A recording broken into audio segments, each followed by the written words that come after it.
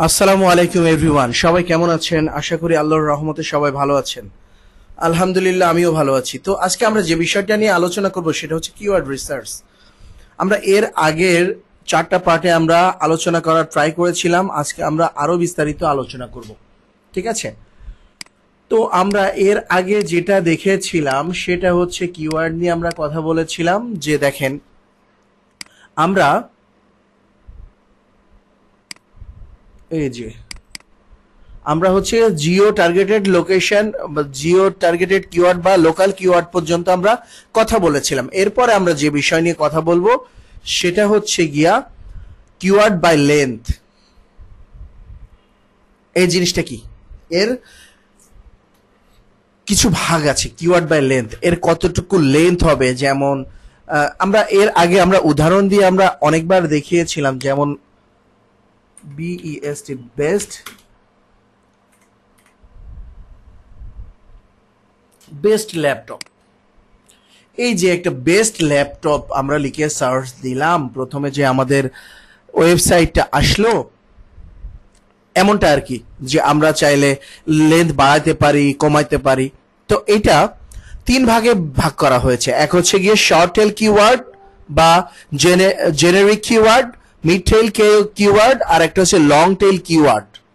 ওকে, তো এখন আমরা একটু বোঝার চেষ্টা করি শর্ট টেল কিওয়ার্ডটা কি।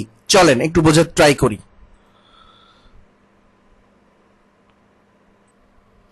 তো শর্ট টেল কিওয়ার্ড যেটা, সেটা হচ্ছে যে বেস্ট ল্যাপটপ আমরা লিখে যে সার্চ দিলাম, এটাকে শর্ট টেল কিওয়ার্ড বলা হয়।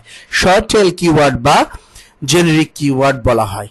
আমরা সাধারণত এই শর্ট টেল নিয়ে কাজ করি না, বা শর্ট টেল নিয়ে কাজ করলে অনেক সময় লাগে, বুঝছেন? তো যাই হোক, এরপরে যেটা হচ্ছে mid tail keyword. Short tail keyword সাধারণত 1 থেকে 2 ওয়ার্ডের মধ্যে হবে। ঠিক আছে, এখন আমরা যদি সার্চ দিই ল্যাপটপ প্রাইস ইন বিডি, এটা হচ্ছে মিড টেল কিওয়ার্ড, অর্থাৎ 3 থেকে 5 এর মধ্যে যদি থাকে এটা মিড টেল কিওয়ার্ড হয়।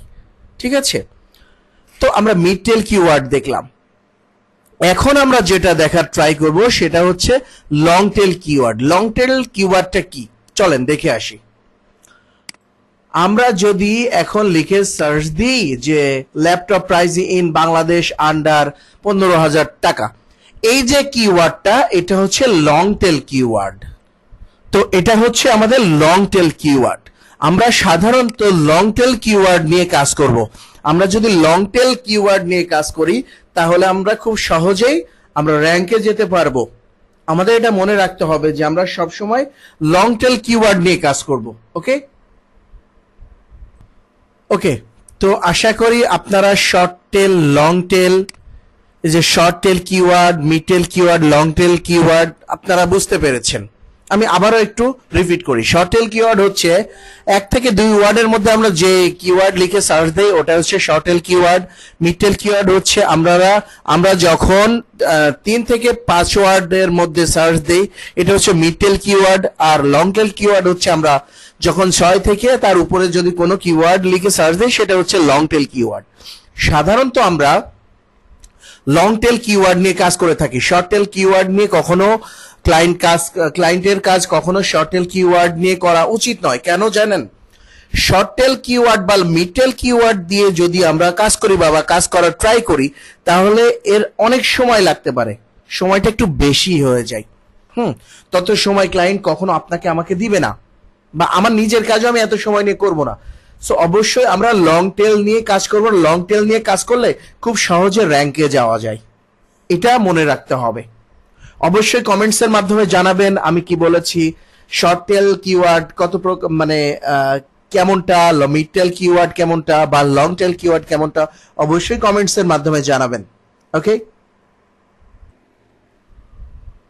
তো এই যে অন সাইট কিওয়ার্ডটা আমরা হচ্ছে যখন আমরা ওয়েবসাইট নিয়ে কাজ করব তখন আমরা সাধারণত তখন আমরা দেখার ট্রাই করব। ওকে, আর এই অন সাইট কিওয়ার্ডটাকে অন পেজ এসইও বলা হয়। আমরা এটা যখন ওয়েবসাইট নিয়ে কাজ করব তখন আমরা দেখার ট্রাই করব। আশা করি বুঝতে পেরেছেন আমি কি বোঝাইতে চেয়েছি। তো আশা করি আমি কি বোঝাতে চেয়েছি এ পর্যন্ত অবশ্যই আপনারা বুঝতে পেরেছেন। এই যে কিওয়ার্ড বাই লেন্থ আর অনসাইট কিওয়ার্ড, এটা তো আমরা যখন ওয়েবসাইটে যে দেখাবো প্র্যাকটিক্যালি তখন আমরা বোঝার ট্রাই করব। আর শর্ট টেল, মিড টেল আর লং টেল কিওয়ার্ড কোনটা বাকি এটা বোঝানোর ট্রাই করেছি। আশা করি আপনারা বুঝতে পেরেছেন। যদি বুঝতে না পারেন অবশ্যই কমেন্টস এর মাধ্যমে জানাবেন, আমি বিশদ বোঝানোর ট্রাই করবো ইনশাআল্লাহ। তো যাই হোক, ভিডিওটা আর বাড়াইতে চাচ্ছি না। পরে আমরা যে বিষয়টা নিয়ে আলোচনা করব সেটা হচ্ছে গুগল অ্যাডস কিওয়ার্ড। এই বিষয় নিয়ে আমরা আলোচনা করব পরবর্তী পার্টে। আমরা আস্তে আস্তে এগোনো ট্রাই করি, ওকে? আমরা একসাথে যদি অনেক কিছু বোঝানোর ট্রাই করি বা অনেক কিছু চাপ দিই আপনাদের মাথায়, আপনারা বুঝবেন না। সো অবশ্যই আমরা 5 মিনিট বা 10 মিনিট এর মধ্যে বোঝার ট্রাই করি এবং এটা কার্যকর করার ট্রাই করি। তাহলে কি হবে, আপনার মাথায় বিষয়টা ঢুকবে এবং আপনি সুন্দরভাবে কাজও করতে পারবেন। আমার মনে হয় এটা, সেজন্য আমি ছোট ছোট করে ভিডিও বানিয়ে দেওয়ার ট্রাই করতেছি। আপনারা হয়তো বা দেখবেন ভিডিওতে, ইউটিউবে অনেক লং ভিডিও আছে, তারা অনেক কিছু একসাথে বোঝানোর ট্রাই করেছে। আমার মনে হয় না যে আপনারা যারা নতুন, যারা নতুন তারা অবশ্যই আমার ভিডিও মনোযোগ সহকারে দেখবেন। যারা এক্সপার্ট তাদের দেখার প্রয়োজন নাই। তারা যদি প্রয়োজন বোধ মনে করেন দেখবেন, যদি প্রয়োজন বোধ মনে না করেন তাহলে দেখার দরকার নাই। আর নতুনরা অবশ্যই আমার ভিডিওটা মনোযোগ সহকারে দেখবেন, ভিডিওটাকে স্কিপ করবেন না।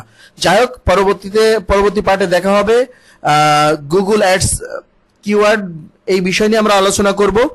ততক্ষণে সবাই ভালো থাকবেন, সুস্থ থাকবেন, সুন্দর থাকবেন। আর হ্যাঁ, থ্যাঙ্কস ফর ওয়াচিং। আল্লাহ হাফেজ।